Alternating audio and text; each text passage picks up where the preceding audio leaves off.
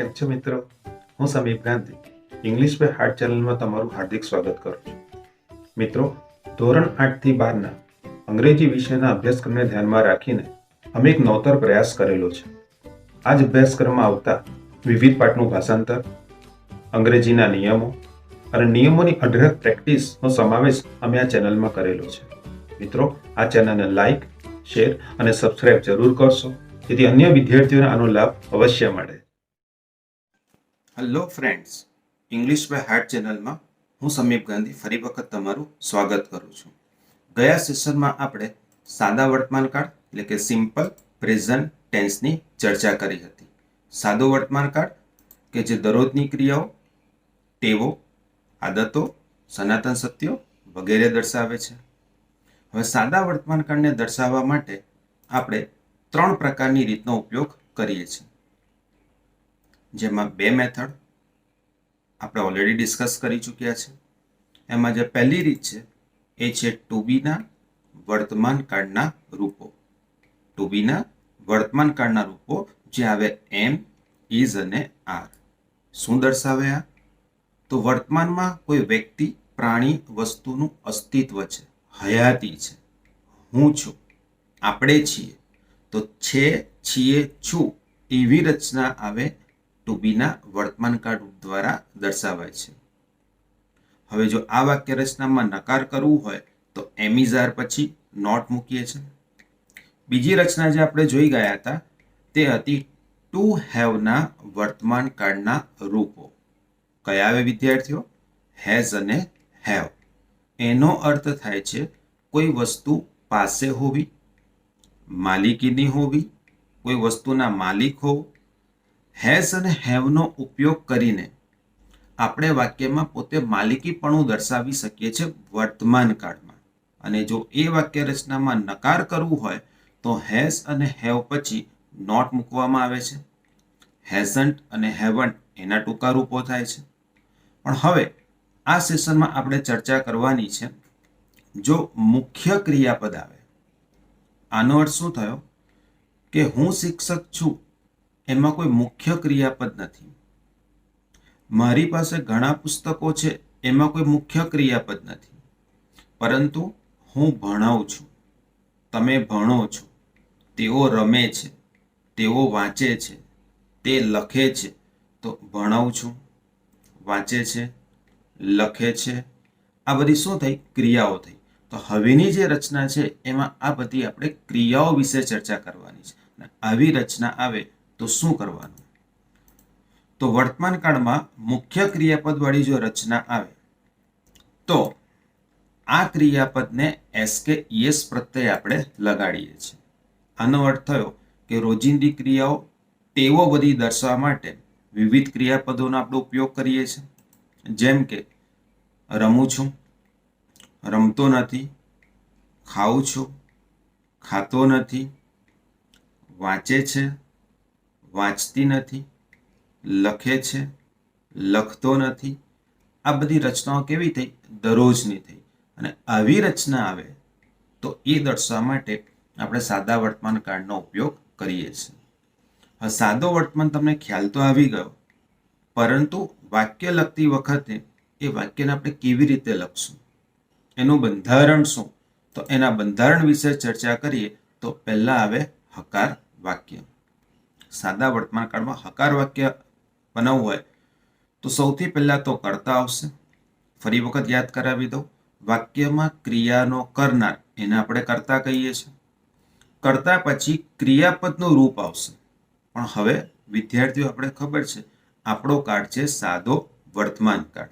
તો સાદો વર્તમાન કાળ આવે તો ક્રિયાપદનું મૂળ રૂપ આવે અથવા તો એસ કે ઈએસ પ્રત્યય વાળું રૂપ મૂકો છો. હવે આ જે એસ કે ઈએસ પ્રત્યય ક્યાં લાગે એના નિયમો માટેનું એક નવું સેશન હું ફરી વખત થોડા ટાઈમમાં હું અપલોડ કરી દઈશ, જ્યાં તમને ખ્યાલ આવી જશે કયા ક્રિયાપદની પાછળ એસ લાગશે અને કયા ક્રિયાપદની પાછળ ઈએસ પ્રત્યય લાગશે. તો હાલમાં એટલું યાદ રાખો, જો સાદો વર્તમાન કાળ છે તો કર્તા પછી ક્રિયાપદનું મૂળ રૂપ આવે કાં તો એસ કે ઈએસ વાળું રૂપ આવે, ત્યારબાદ કર્મ અને અન્ય કોઈ રચના આપી હોય તો એને વાક્યના અંતમાં લખીને પૂર્ણવિરામ કરવાનું. જો નકાર વાક્ય હોય, ખાસ યાદ રાખજો, તો કરતા પછી ડુ કે ડસ, કરતા પછી ડુ કે ડસ વત્તા નોટ વત્તા ક્રિયાપદનું મૂળરૂપ અને પછી કર્મ આવશે. હવે કરતા પછી ક્યારે ડુ આવે, ક્યારે ડઝ આવે, એ થોડી વાર પછીની આપણે ચર્ચા કરીએ. અત્યારે નકાર રચના છે, તો કરતા વત્તા ડુ કે ડસ વત્તા નોટ વત્તા ક્રિયાપદનું મૂળરૂપ વત્તા કર્મ. ખાસ વિદ્યાર્થી યાદ રાખજો કે ડુ કે ડસ નોટ પછી ક્રિયાપદનું મૂળરૂપ જ આવે છે. ઘણા વિદ્યાર્થીઓ ઉતાવળમાં ડુ કે ડઝ નોટ પછી પણ એસ કે ઈએસ નો પ્રત્યય લગાવે છે. એ તમારી ભૂલ છે, એ ખોટું પડશે. હવે વાત કરીએ પ્રશ્નાર્થ વાક્યની. તો પ્રશ્નાર્થ વાક્યની અંદર ડુ કે ડઝ, જો આપણે ઉલટ પ્રશ્ન બનાવવું હોય તો પ્રશ્ન વાક્યની શરૂઆત તમે ડુ કે ડઝ થી કરો છો. ત્યારબાદ કરતા, ફરી વખત આ ડુ કે ડઝ એના પર આધાર રાખશે કયા પ્રકારનો કર્તાનો ઉપયોગ કર્યો છે એના પર. તો ડુ કે ડઝ વત્તા કર્તા વત્તા ક્રિયાપદનું મૂળરૂપ વત્તા કર્મ અને છેલ્લે આવશે પ્રશ્નાર્થ ચિહ્ન. ડુ કે ડઝ થી શરૂઆત કરશો તો વાક્ય તમારું બનશે ઇન્વર્ઝન, ઉલટ પ્રશ્ન. પરંતુ હવે આપણે WH ક્વેશ્ચન વર્ડનો ઉપયોગ કરવાનો છે. ઘણા બધા WH ક્વેશ્ચન વર્ડ આપણે શીખી ગયા છે, જેમ કે વાય, વેન, હાઉ, વેર. આ WH ક્વેશ્ચન શબ્દોનો ઉપયોગ કર્યા બાદ ફરી વખત કરતા પ્રમાણે ડુ કે ડઝ મૂકીશું, પછી કરતા આવશે, કરતા પછી ક્રિયાપદનું મૂળરૂપ, કર્મ અને વત્તા પ્રશ્નાર્થ ચિહ્ન આવશે. બીજા ઘણા બધા WH ક્વેશ્ચન વર્ડ છે કે જેની પેટર્ન પ્રમાણે થોડા માઇનોર ફેરફાર થશે, પણ અત્યારે આપણે કોમન નિયમની ચર્ચા કરી રહ્યા છીએ. તો આઈ હોપ સો કે તમને સાદા વર્તમાનકાળના બંધારણમાં હકાર, નકાર અને પ્રશ્નાર્થનું બંધારણ કેવું આવે એ તમને ખ્યાલ આવી ગયો હશે. હવે આપણે ચર્ચા કરી હતી કે સર ડુ ક્યાં આવે અને ડઝ ક્યાં આવે, એ અમને ખ્યાલ નથી. તો અત્યારે આપણે એક ક્રિયાપદ માટે જોઈએ, જેમ કે ટુ ડુ ક્રિયાપદ વિશે આપણે ચર્ચા કરવી છે. તો ફરી વખત આપણું ટેબલ યાદ કરો. પહેલો પુરુષ, બીજો પુરુષ, ત્રીજો પુરુષ, એકવચન અને બહુવચન. તો જો પહેલો પુરુષ એટલે કે ફર્સ્ટ પર્સન પહેલો પુરુષ હોય તો પહેલા પુરુષમાં વિદ્યાર્થીઓ આવે આઈ અને બહુવચનમાં આવે વી. તો હવે ક્વેશ્ચન છે, જો આઈ આવે તો આઈ સાથે આપણે શું લખશું? ડુ આવશે. એનો અર્થ થાય છે હું કરું છું. વી સાથે પણ આવશે ડુ, એનો અર્થ થાય છે અમે કરીએ છીએ. યાદ રાખવાનું, પહેલો પુરુષ એકવચન આઈ સાથે ડુ, બહુવચન વી સાથે ડુ આવશે. હવે આગળ સેકન્ડ પર્સન એટલે કે બીજો પુરુષ કયો આવે? એકવચન હશે તો યુ આવશે અને બહુવચન હશે તો પણ યુ આવશે. તો ડુ ક્રિયાપદ જો વાપરવું હોય તો યુ સાથે પણ ડુ આવે છે અને બહુવચન યુ સાથે પણ ડુ જ આવે છે. હવે થર્ડ પર્સન ત્રીજો પુરુષ, એમાં સિંગ્યુલરની વાત કરીએ એટલે એક વચનની વાત કરીએ તો હી, શી અને ઇટ આવશે. હી, શી, ઇટ સાથે આ જગ્યાએ ધ્યાન આપજો, ત્રીજો પુરુષ એક વચન છે તો હી, શી, ઇટ સાથે ડઝ આવશે, એટલે કે તે કરે છે, તેની કરે છે. અને એનું બહુવચન ધે થશે તો ધે સાથે ડુ આવે છે. આ વિદ્યાર્થીઓ ખાસ મહત્વનું છે, યાદ રાખજો. ફરી વખત ઘર આ રીતે બોલતા રહો કે I do, we do, you do, you do, he, she, it does અને ધે ડુ. આ રીતેનું મનન કર્યા કરતા રહેશો ને તો તમને ઓટોમેટિકલી યાદ રહી જશે કે ક્યાં કયા ક્રિયાપદને એસ કે ઈએસ લાગે છે અને ક્યાં ક્રિયાપદનું મૂળરૂપનો ઉપયોગ કરવાનો છે. વધારે ઉદાહરણ જોઈએ તો અ ચાઇલ્ડ એક વચન છે એટલે એની સાથે ડઝ આવશે, એનું બહુવચન થશે ચિલ્ડ્રન અને ચિલ્ડ્રન સાથે આવશે ડુ. આગળ વધીએ તો અ મેન એક વચન છે, એક વચન હોવાથી એની સાથે ડઝ આવશે અને બહુવચન એમઈએન કરીશું તો એની સાથે આવશે ડુ. હવે થોડી વધારે પ્રેક્ટિસ એની કરીએ વિદ્યાર્થીઓ, તો બીજા કેટલાક ક્રિયાપદો નો ઉપયોગ કરીને આ ટેબલ આપણે ફરી વખત બોલીએ. તો હવે આપણે લઈએ ગો ક્રિયાપદ માટે. તો હું બોલીશ, તમે પણ મારી સાથે ઘરે બોલશો. તો I go, we go, you go, you go. He she it goes અને ધે સાથે આવશે ગો. આ રીતે મનન કર્યા જ કરજો ઘરે. આગળ વધીએ ટીચ માટે. તો I teach, we teach, you teach, you teach. He she it teaches અને ધે સાથે આવશે ટીચ. પ્લે એટલે રમવું. I play, we play, you play, you play. He she it plays અને ધે સાથે આવશે પ્લે. ટેલ એટલે કહેવું. તો I tell, we tell, you tell, you tell. He she it tells અને ધે સાથે આવશે ટેલ. અન્ડરસ્ટેન્ડ એટલે સમજવું. I understand, we understand, you understand, you understand. He she it understands અને ધે અન્ડરસ્ટેન્ડ. રીડ એટલે વાંચવું, જે તમે અત્યારે વાંચી રહ્યા છો. તો I read, we read, you read, you read. He she it reads અને ધે સાથે આવશે રીડ. સતત આનું મનન કર્યા કરજો. કોઈ પણ ક્રિયાપદ લો અને ક્રિયાપદના આધારે અત્યારે જે આપણે પ્રમાણે ટેબલ બોલ્યા એ ટેબલને તમે બોલ કરશો ને તો તમારા મગજની અંદર એ વસ્તુ ફિટ થઈ જશે કે ક્યાં ક્રિયાપદનું મૂળરૂપ આવે અને ક્યાં એસ કે ઈએસ પ્રત્યય લાગે. એ વસ્તુ તમને ક્લિયર થઈ ગયું તો હવે સાદા વર્તમાન કાળમાં હકાર, નકાર અને પ્રશ્નાર્થ વાક્યનું બંધારણ શીખ્યા પછી કેટલાક એના ઉદાહરણ જોઈ લઈએ. ક્યાં કયો ફેરફાર થાય છે ને ક્યાં તમારી ભૂલો થવાની શક્યતા રહે છે. ધ્યાન આપજો. હવે આપણે જોઈએ એફર્મેટિવ, નેગેટિવ અને ઇન્વર્ઝન વાક્ય કેવી રીતે બનાવવાના. તો એફર્મેટિવ વાક્ય એટલે હકાર વાક્ય. They celebrate Diwali in their village. They ત્રીજો પુરુષ બહુવચન, એની સાથે આવે ક્રિયાપદનું મૂળરૂપ એટલે આપણો ઉપયોગ કર્યો છે સેલિબ્રેટનો. They celebrate Diwali in their વિલેજનો અર્થ થશે તેઓ તેમના ગામમાં દિવાળી ઉજવે છે. કાયમની ક્રિયા છે ને કાયમની ક્રિયા એના માટે આપણે ઉપયોગ કરીએ સાદો વર્તમાન કાળ અને ધે હોવાથી આપણે યુઝ કર્યો છે સેલિબ્રેટ. આ વાક્યનું નકાર નેગેટિવ સેન્ટેન્સ આપણે બનાવવાનું છે. તો ધે સાથે આવે ડુ. ડુ પછી મૂકવું પડે નોટ અને ડુ નોટનું ટૂંકું રૂપ થાય છે ડોન્ટ.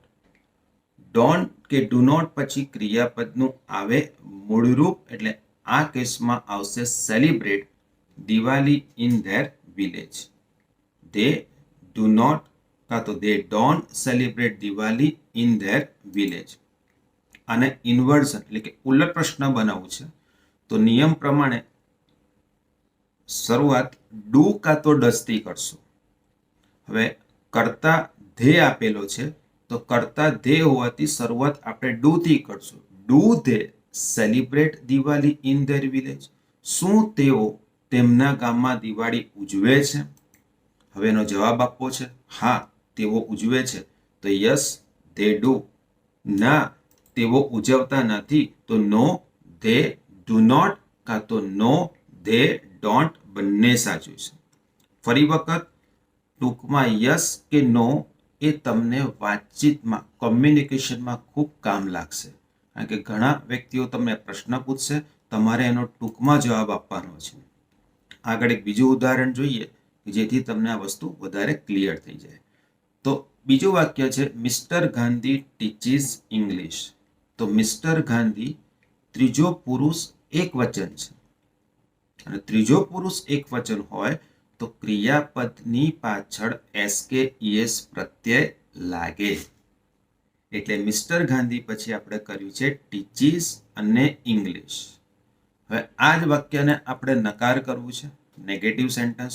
તો કરતા તો મિસ્ટર ગાંધી એવું ને એવું જ રહેશે. મિસ્ટર ગાંધી ત્રીજો પુરુષ એક વચન એટલે ત્યારબાદ આપણે મૂકીએ છીએ ડઝ. ડઝ પછી નકાર હોવાથી નોટ ડઝન્ટ પણ લખી શકો અને ક્રિયાપદનું મૂળરૂપ આવે એટલે કે ટીચ આવશે અને પછી આવશે ઇંગ્લિશ.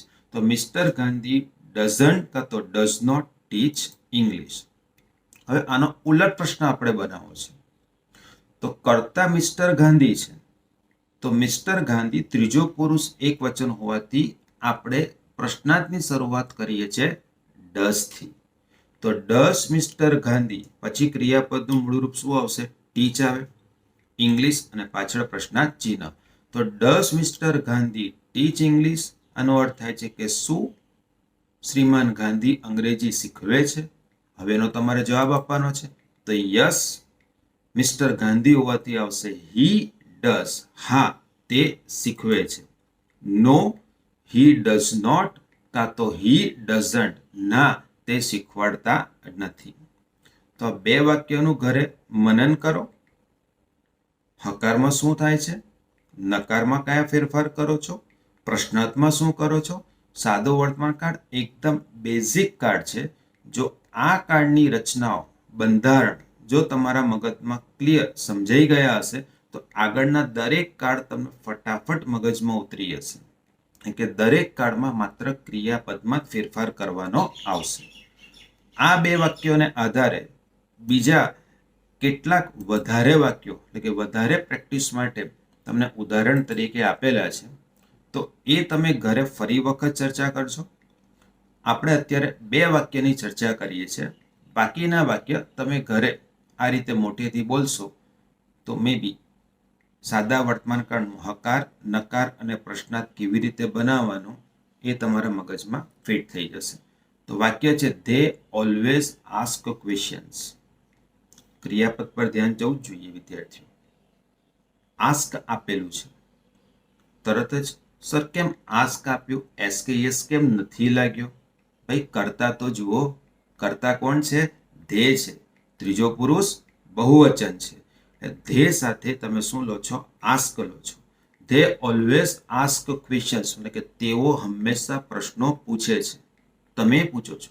ઓલવેઝ વિદ્યાર્થીની એક સારી હેબિટ હોવી જોઈએ. ક્યારે પણ કંઈ ખબર ન પડે શિક્ષકને પ્રશ્ન પૂછી જ લો. તો તમારે જે ડાઉટ હશે એ જ વખતે ક્લિયર થઈ જશે. આ વાક્યનું નકાર કરવું છે તો ધે ડુ નોટ કાં તો they don't always ask questions. આનો જો પ્રશ્ન કરવો હોય તો do they always ask questions?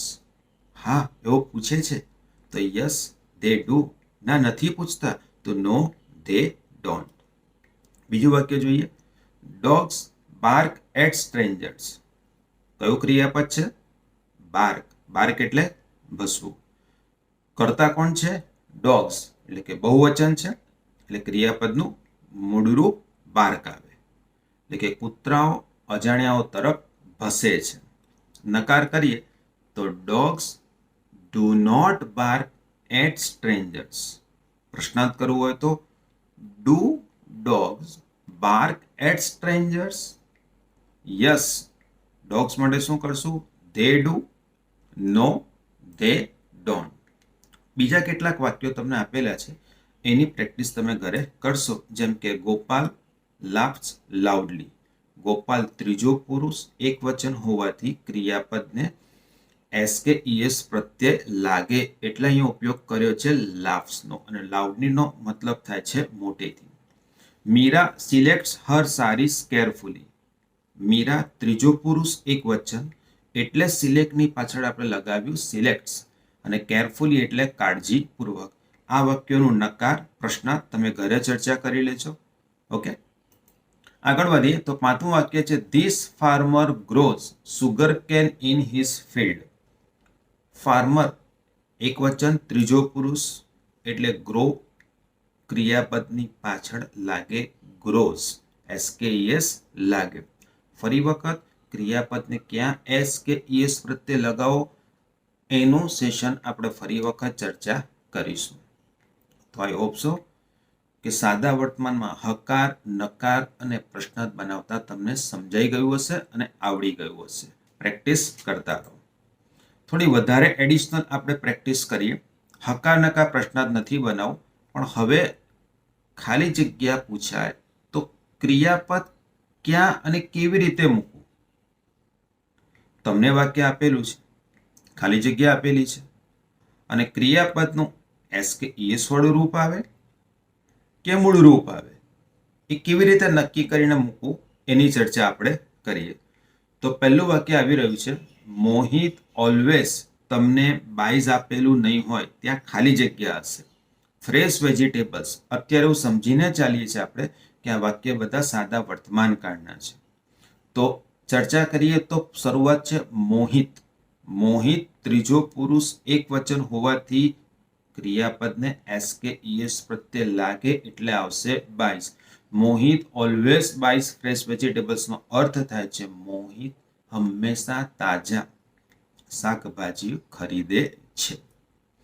બીજું વાક્ય જોઈએ તો મિસ્ટર પંડિત ખાલી જગ્યા to the airport every day.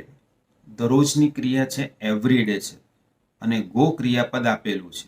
તો ખાલી જગ્યા પૂરવા માટે આપણે જોવાનું કે મિસ્ટર પંડિત છે ત્રીજો પુરુષ એક વચન એટલે ક્રિયાપદને એસ કે ઈએસ પ્રત્યે લાગે અહીંયા ગો હોવાથી એનું થશે ગોઝ.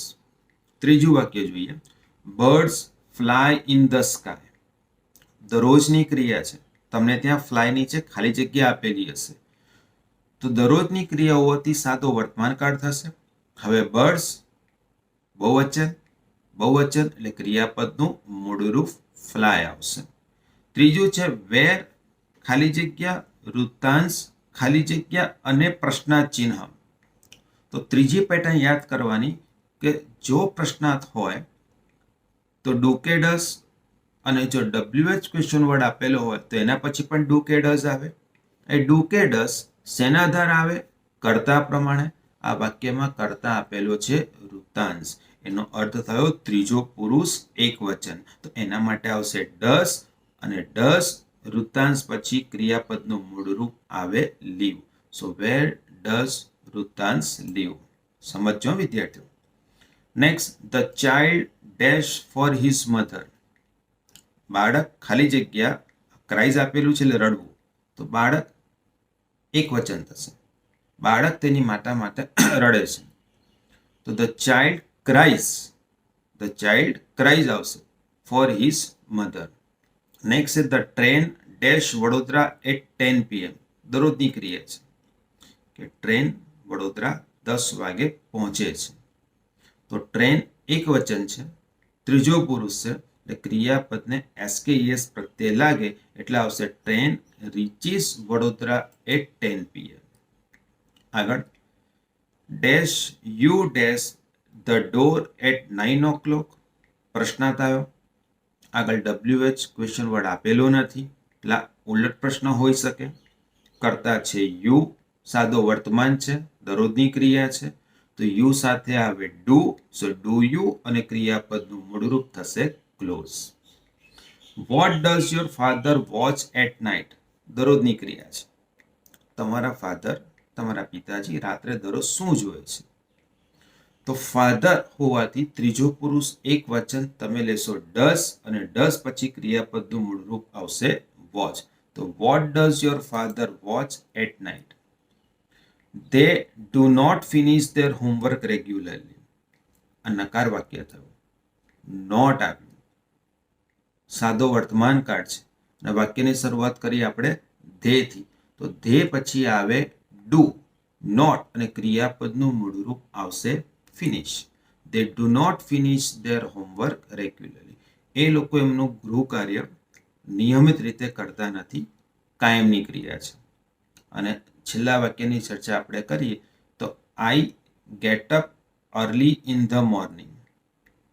આઈ પહેલો પુરુષ એક વચન આઈ સાથે આવે ક્રિયાપદનું મૂળરૂપ એટલે ગેટઅપ લખ્યું. અર્લી ઇન ધ મોર્નિંગ હું સવારે વહેલો ઉઠું છું. તો વિદ્યાર્થીઓ આ સેશનમાં આપણે સાદા વર્તમાનકાળની મુખ્ય ક્રિયાપદની રચના આવે તો શું કરવાનું એના વિશે ચર્ચા કરી. વાક્ય જે તમને ડિસ્કસ કર્યા જે તમને આપેલા છે એની ઘરે ચર્ચા કરતા રહો એને બોલતા રહો. જેટલી પ્રેક્ટિસ કરશો એટલું અંગ્રેજી તમારું વધારે પાવરફુલ થતું જશે.